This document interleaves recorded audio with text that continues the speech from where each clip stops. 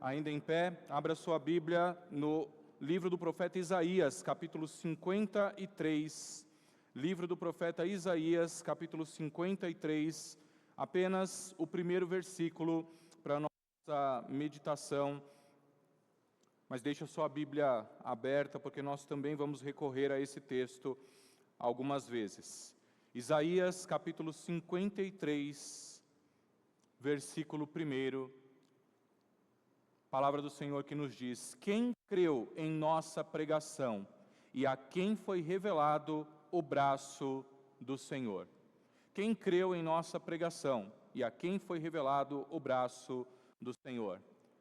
Faça aquela oração de sempre. Senhor, fala comigo, para que você escute a voz de Deus aí no seu coração. Meu Deus, obrigado por este momento central no teu culto, ó Pai, momento da palavra, momento de ouvirmos a Tua voz, momento de ouvirmos, Senhor Deus, os Teus preceitos, os Teus desígnios, a Tua vontade, ó Pai, e abrirmos o nosso coração para a ação do Teu Espírito, para realizar em nós tudo aquilo que o Senhor quer, ó Pai, seja correção, seja, Senhor, fortalecimento, seja, Senhor Deus, consolação, seja, ó Pai, instrução, que seja tudo para o louvor da Tua glória, para a edificação da nossa vida. Portanto, Espírito Santo de Deus, fala conosco nesta hora, abre o nosso coração para a Tua palavra, permita, Senhor Deus, que nós a recebamos em solo fértil, ó Pai, e fala ao Teu povo amado através do Teu servo, pecador e indigno, mas fala conforme o Teu querer, e usa a Tua autoridade, alcança o Teu rebanho,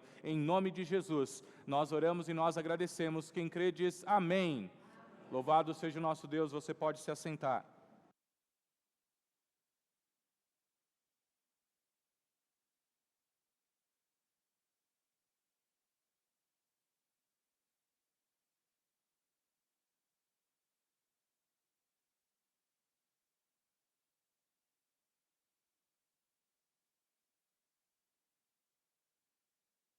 Eu falei que a gente ia recorrer à leitura do texto anterior, ali em João, no capítulo 20.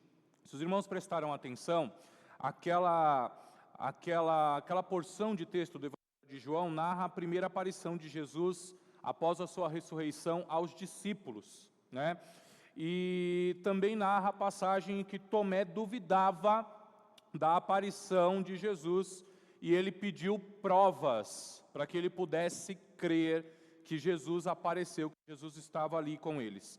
Você talvez se questione aí, por que um discípulo aparentemente incrédulo era mantido entre as autoridades constituídas por Jesus, ou seja, os apóstolos? Nós temos uma atitude incrédula, alguém que não crê na ressurreição de Jesus, que não acreditou que Jesus estava ali entre eles. Então você pode pensar assim, como é que pode um apóstolo incrédulo, né? Seria o mesmo que você ter à frente da igreja um pastor incrédulo, um pastor que não crê naquilo que ele prega.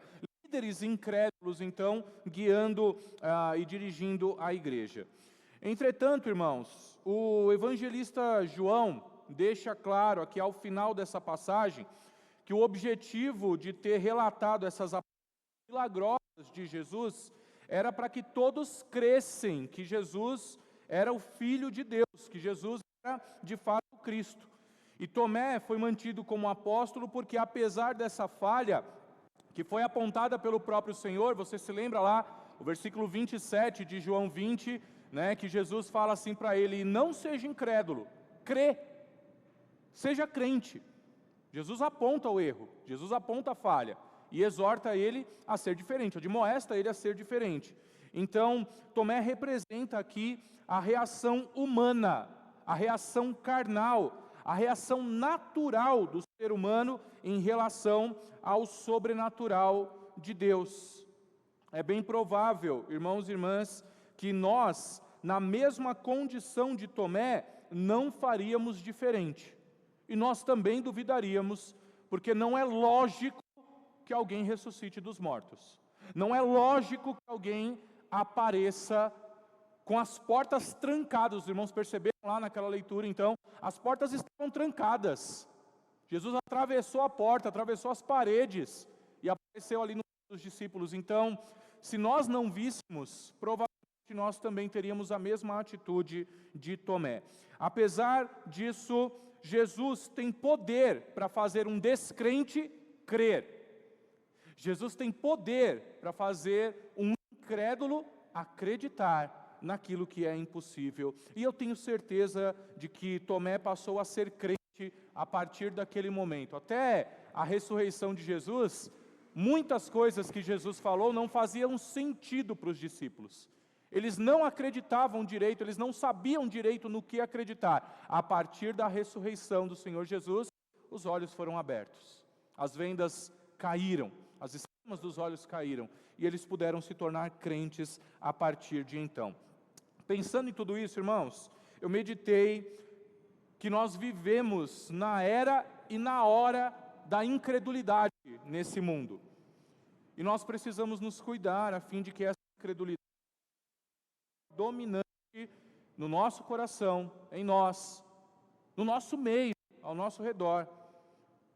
É muito duro lutar contra aquelas lutas internas que envolvem a nossa fé em Deus.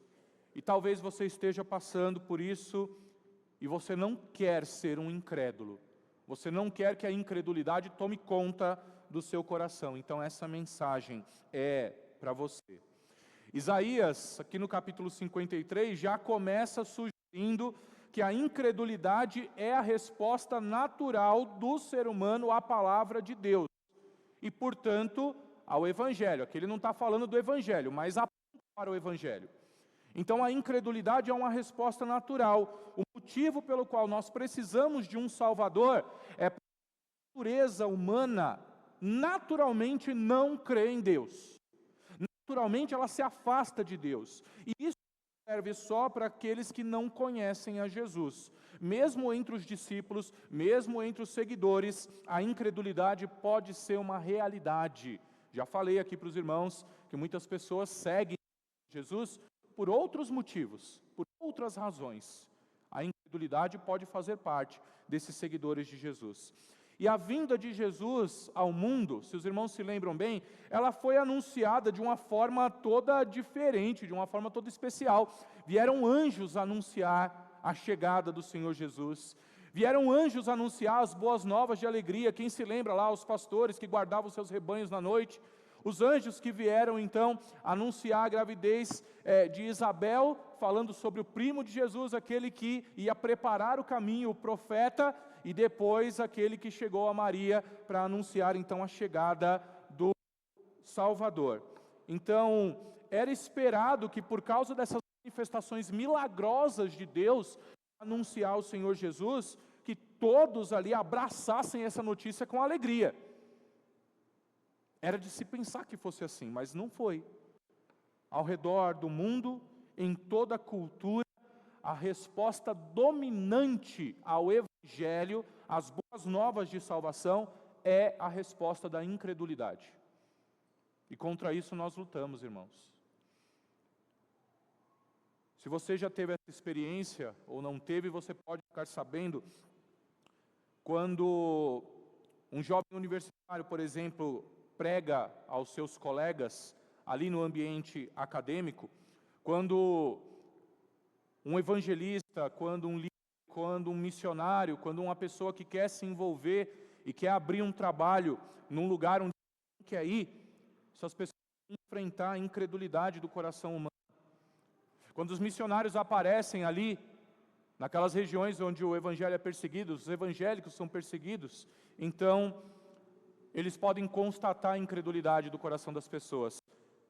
Naturalmente as pessoas não querem Jesus. E esse texto aqui aponta para uma realidade perturbadora. O homem natural, o ser humano natural, não aceita as coisas de Deus. Tem uma palavra lá na primeira carta de Paulo aos Coríntios, no capítulo 2, verso 14, que diz exatamente isso. A pessoa natural não aceita as coisas do Espírito de Deus, porque eles são loucura. Ela não pode entendê-las porque elas se discernem espiritualmente, ou seja, elas só podem ser compreendidas espiritualmente. Como elas não têm o Espírito, não compreendem. Como são naturais, não compreendem. E nós vivemos em um mundo de incredulidade, e isso não deveria nos surpreender, porque o ser humano natural não consegue aceitar as coisas de Deus, porque elas são absurdas. A mensagem é absurda, os atos são absurdos. Se um homem debaixo da inspiração direta do Espírito Santo, como Isaías, teve a sua mensagem rejeitada, quanto mais os ministérios de hoje, irmãos, a pregação nos dias de hoje, também serão rejeitadas. A mensagem que a igreja tem a pregar também será rejeitada. Se Isaías, que viu o Senhor assentado sobre um alto sublime trono, que teve a sua boca marcada por uma brasa viva do altar, se ele teve a mensagem rejeitada, quanto mais nós. Então é exatamente como disse o profeta Isaías. Olha, irmãos, quando Paulo vai a Roma pregar o Evangelho, ele vai falar ali em Romanos, no capítulo 10º, verso 15, segunda parte do verso 15, quão belos são os pés daqueles que anunciam as boas novas. Mas o apóstolo Paulo, mesmo sendo o principal missionário ali do seu tempo, pregando o Evangelho debaixo do poder do Espírito, ainda assim percebeu que a resposta imediata à sua pregação era a incredulidade. E aí ele vai citar, nesse texto mesmo de Romanos, no capítulo 10º, verso 16, nem todos deram ouvidos ao Evangelho, pois Isaías diz, quem deu crédito à nossa pregação, que nós acabamos de ler. O apóstolo Paulo fazendo referência a um antigo profeta, séculos depois, para constatar que muitas pessoas, pela incredulidade, são incapazes de chegar, então, a crer no Senhor Jesus. E aqui nós vimos Tomé ilustrando muito bem essa realidade perturbadora.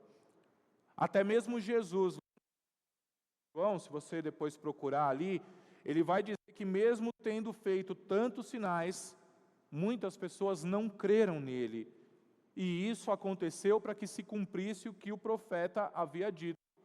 E era justamente Isaías no capítulo 53. Quem deu crédito à nossa pregação?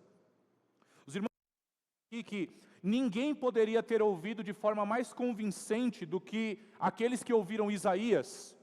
Era Isaías que escreveu um livro tremendo aqui para a palavra de Deus, inspirado por Deus. Ninguém poderia ter ouvido melhor a palavra de Deus na época de Isaías do que os seus ouvintes. Assim como ninguém poderia ter percebido o Evangelho do reino de Deus de forma mais convincente ali naquele tempo do que aqueles que acompanharam e que viram de Jesus e ouviram a pregação de Jesus. Ninguém poderia ter ouvido melhor pregador do que Jesus. E mesmo aqueles que ouviram a pregação missionária do apóstolo Paulo, ele era o melhor pregador em todo o seu tempo. Mesmo ele também teve a sua mensagem rejeitada. Então, diante de tudo isso, a resposta dominante ao ministério de Paulo foi a incredulidade. Nós estamos vivendo, irmãos, o segundo domingo da Páscoa, e a mensagem que ecoa da igreja ainda hoje é que o Senhor Jesus ressuscitou. Eu disse aqui para os irmãos, vez passada, que a cantata de Páscoa do presbitério, ela ia acontecer fora de tempo. Ela ia acontecer, então, depois da Páscoa. Muita gente foi lá falar, olha, mas não faz o menor sentido isso, a Páscoa já foi. Mas a mensagem da ressurreição de Cristo nós comemoramos todos os meses. Nós celebramos a Páscoa todos os meses. Toda vez que tem aqui a ceia, para nós participarmos, é uma celebração da Páscoa. A mensagem da ressurreição de Jesus continua, ecoa, é constante, é frequente.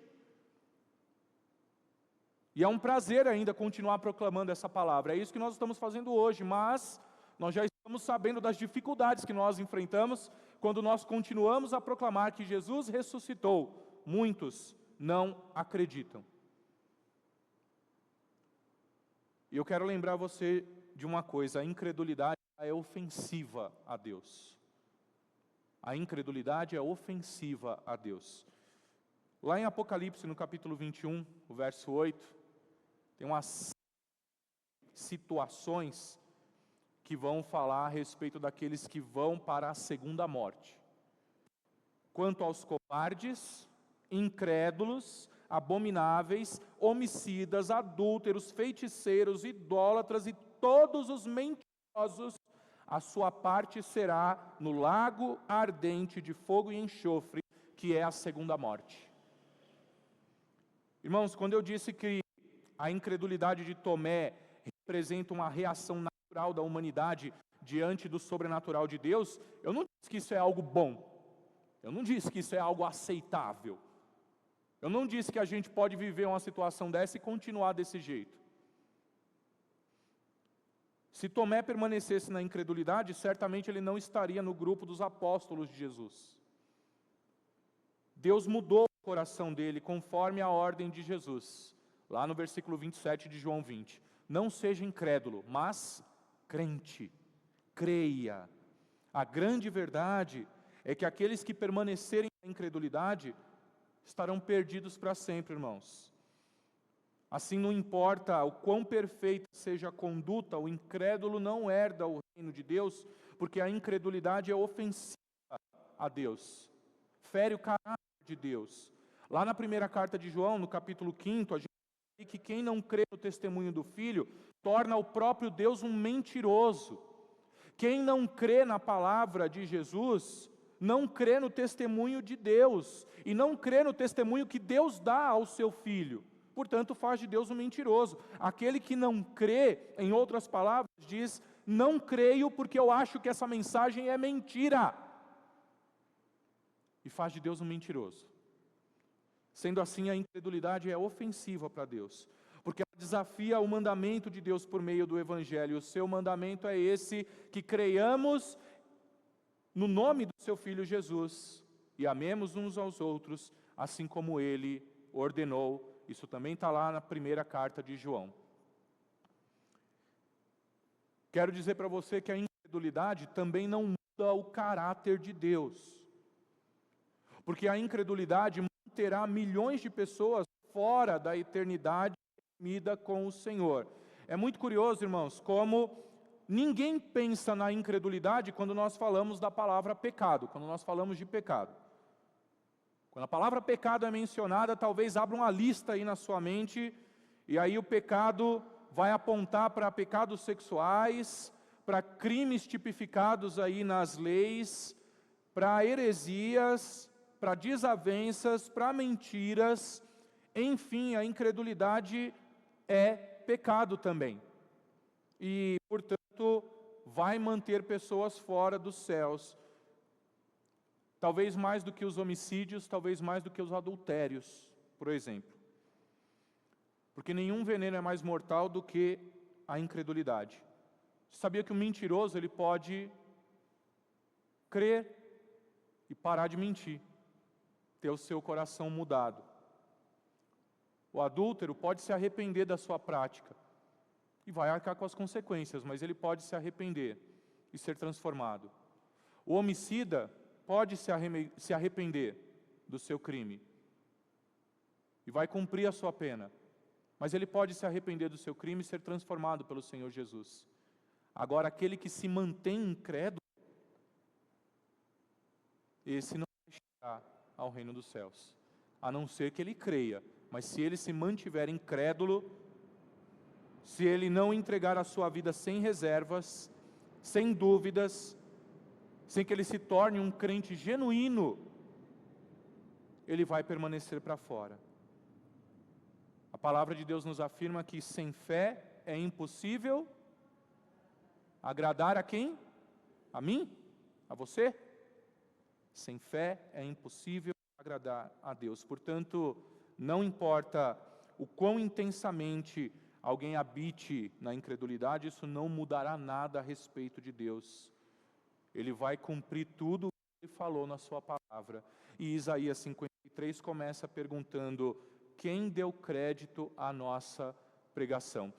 E aí parece que o cenário, irmãos, depois de eu falar tudo isso, é um cenário desolador, né? Porque nós vamos pregar, nós vamos falar, nós vamos anunciar, nós vamos, anunciar essa mensagem, nós vamos cantar essa mensagem, nós vamos encenar essa mensagem, nós vamos proclamar essa mensagem, e as pessoas não vão crer, então por que a gente vai continuar fazendo isso?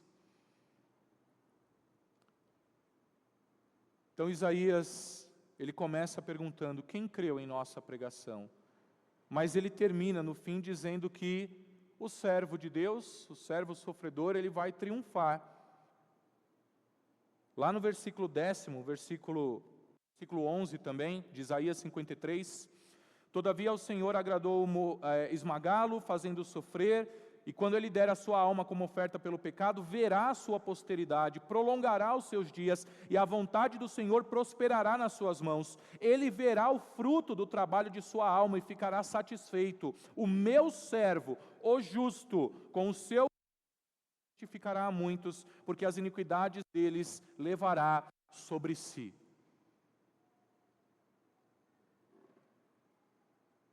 Jesus vai triunfar. A mensagem de Jesus vai triunfar. E é por isso que a gente precisa continuar pregando. E é por isso que nós precisamos continuar crendo, irmãos. Então, como crer?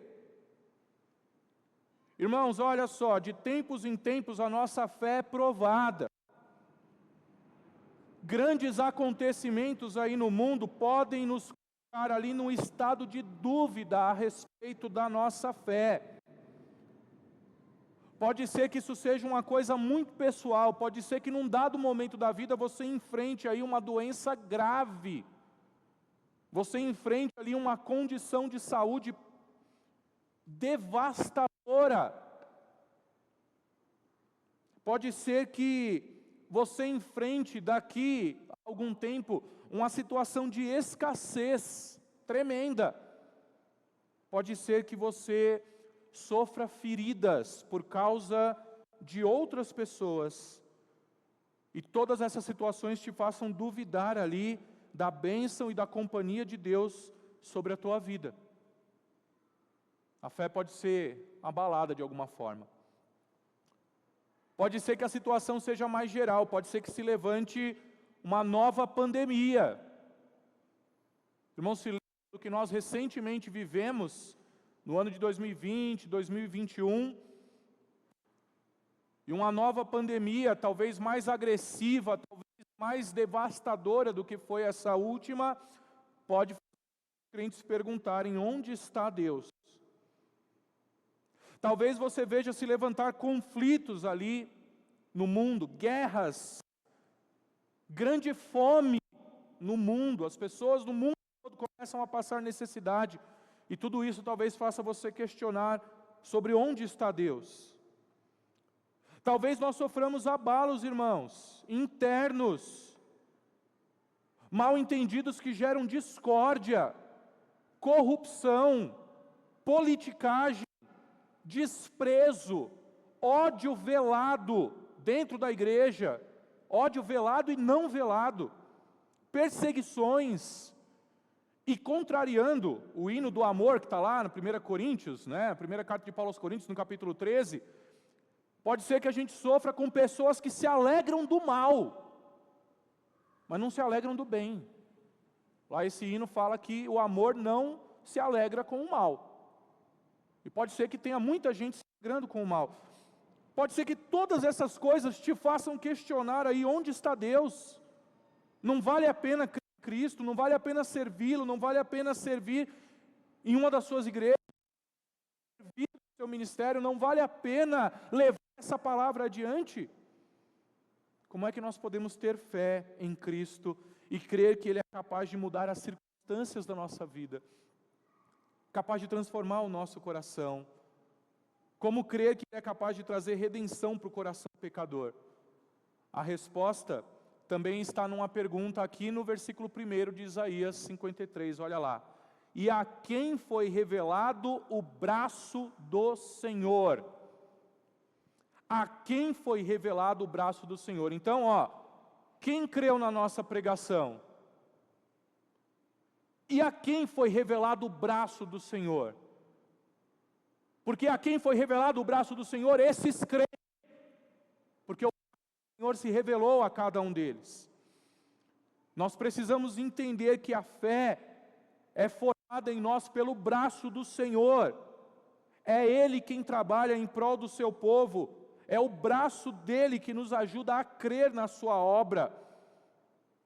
Irmãos, Deus não é um homem, não é uma pessoa ali da forma como a gente conhece. Deus é Espírito. Não pense em Deus tendo um braço como o que você tem. Eu não vou mostrar meu braço musculoso, ele não é um braço modelo. Mas pense no braço de Deus como uma manifestação do Senhor, como uma forma de sermos agraciados e alcançados por Deus. Pense no braço do Senhor como a obra toda que Ele faz para que nós possamos crer nele. Nós temos a referência do braço do Senhor, várias partes na palavra de Deus, todas elas apontam para o poder dele, para a força dele, por sempre cumprir a sua vontade. Os irmãos se lembram, quando o povo foi liberto lá do Egito, então em Êxodo, lá no capítulo 6, verso 6, você vai encontrar uma palavra que diz: eu sou o Senhor, vou tirá-los dos trabalhos pesados do Egito, vou livrá-los da escravidão, vou resgatar vocês com o meu braço estendido. Olha o braço do Senhor aí de novo, para libertar o povo de uma situação de escravidão, para manifestar o seu juízo sobre aquela terra que escravizou o povo. E agora o braço do Senhor se manifesta também para que nós creiamos na sua pregação, na sua palavra, no seu Filho, na ressurreição dele. Olha, Deus falou assim com Moisés, numa linguagem que o povo pudesse entender, e isso significava que Deus faria algo que, se Ele não fizesse, seria impossível. E se Deus não trabalhasse em nós, irmãos, a nossa fé seria impossível. Crer nessa mensagem seria impossível. Quando Isaías fala do braço do Senhor nesse capítulo, ele está claramente descrevendo o que Deus faria por meio do seu servo, toda a obra de Jesus. Lembre-se que foi Deus quem deu o primeiro passo para a nossa salvação. Ele mesmo entregou o seu Filho, Ele mesmo se esvaziou de si, Ele mesmo se tornou em semelhança de homem, se tornando servo e sendo obediente até a morte, morte de cruz. Considere isso para que você creia. Considere a obra do servo sofredor, porque os outros versículos aqui de Isaías 53 vão nos contar sobre a obra do servo sofredor, a obra de Cristo. O Pai executaria a sua força do seu braço no meio do seu Filho, e Isaías 53 aqui é sobre como o Filho abraça a vontade do Pai, como o Filho se manifesta sendo o braço de Deus. Então, quando o povo crê em Jesus, isso acontece porque o Espírito Santo revelou o braço do Senhor. Assim, quem luta contra a incredulidade, eu tenho uma mensagem: o braço do Senhor está estendido e a salvação é oferecida a você. Porque pela graça sois salvos, mediante a fé, e isto não vem de vós, é dom de Deus. Logo, se a salvação é por meio da fé, o que acontece, irmãos, se nós alimentamos a incredulidade? A fé é um presente, é um dom, é algo que Deus dá. A fé é algo que Deus oferece para que nós possamos chegar até Cristo Jesus. Então, se a incredulidade é a resposta natural, só resta uma coisa a fazer, que é pedir a Deus: me dá fé. Me dá fé, o dom da fé, a dádiva da fé, o privilégio da fé. É só a Deus, irmãos, que nós podemos recorrer para que nós tenhamos fé e para que as pessoas tenham fé. Quando você vai sair para anunciar a mensagem de Deus na casa de alguém, para alguém na rua, para o seu colega de trabalho, para o seu colega de escola, peça a Deus que atue sobre o coração dessas pessoas, para que elas recebam o dom da fé. E assim, com esse dom, elas podem crer em Cristo Jesus, crer na pregação, porque elas verão o braço do Senhor atuando sobre elas. Peça ao Senhor que Ele estenda o seu braço forte sobre a sua vida. Peça fé, porque o Espírito de Deus é capaz de lidar com a nossa incredulidade e transformar o nosso coração. Recebe essa palavra em nome do Senhor Jesus. Irmãos, nós vamos orar, nós vamos pedir que o Senhor nos abençoe nessa hora. Feche seus olhos, curve a sua fronte, permaneça na presença de Deus. Obrigado pela Tua palavra, porque essa palavra vem dos altos céus para nós e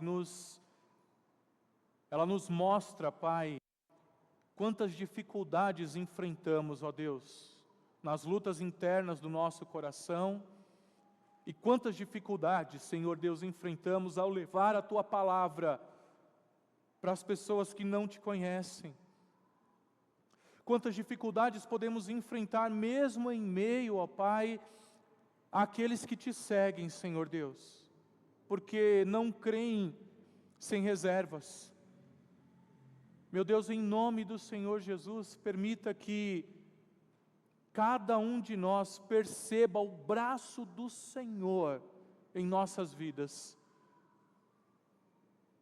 Que nós possamos perceber, ó Pai, a atuação do Teu Espírito sobre nós, a fim de que nós venhamos a crer, a manifestar isso com alegria, meu Deus, com intensidade, Pai, com fidelidade, meu Deus, sem permitir que situações externas abalem a nossa fé em Ti, e que nós possamos nos alegrar, ó Pai, pela oportunidade de levar a Tua palavra e pedir ao Senhor que atue com o Teu braço forte sobre todos aqueles que receberão a Tua palavra.